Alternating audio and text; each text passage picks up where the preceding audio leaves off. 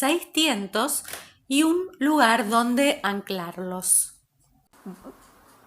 Vamos a fijarlos con una cinta de papel y luego los vamos a anclar al tornillito que está agarrado en la madera para que quede fijo y podamos tirar bien cuando hagamos la trenza.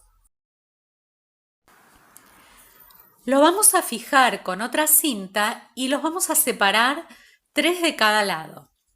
Vamos a comenzar por el exterior de uno de los lados. El de afuera va a pasar sobre 2 y queda en el medio. Luego del otro lado también pasa por debajo de 2 y cruza con el anterior. Repetimos el movimiento. El primero pasa sobre 2 y queda en el medio. Del otro lado pasa bajo 2 y cruza al del medio por arriba.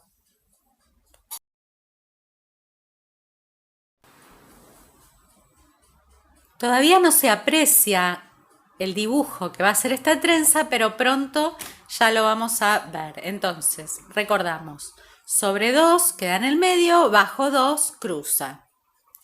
Y así seguiremos repitiendo el mismo movimiento.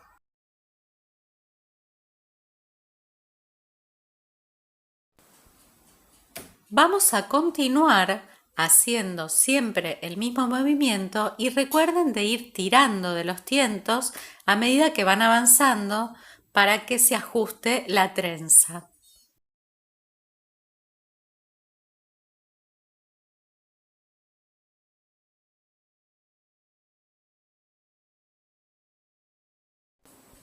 Además de ver y escuchar cómo se hace, realmente les recomiendo ir haciéndolo conmigo, ya sea con soguitas o con tientos, que los va a ayudar un montón para fijar la forma en que está hecha la trenza. Avanzamos un poquito más y así nos quedó terminada al final. Esta trenza es realmente hermosa. Repasando, el tiento A pasa sobre 1 y 2 y queda en el medio. El tiento B pasa bajo 3 y 4 y cruza por arriba a la A. Se repite este mismo movimiento todo el tiempo.